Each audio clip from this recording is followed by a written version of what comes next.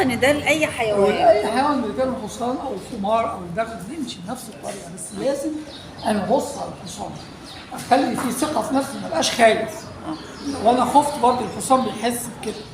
لا، أبقى انا واثق من نفسي، عيني في عينه، ان انا مش هقدر بقوتي، انا مثلا 100 كيلو او 120 كيلو او 150 وحصان 400 كيلو او 350 كيلو اقدر اسيطر عليه. لا، بالقوه صعب، مستحيل، مش صعب. لكن بالدماغ وبالاصول وبالفهم وبالعلم تقدر تسيطر على الحصان. مش عمليه عافيه، عافيه هيكسرك، تضربك خلاص تبقى رحت. لازم ابقى واعي برضه. هو وزن الحصان الطبيعي من كام لكام؟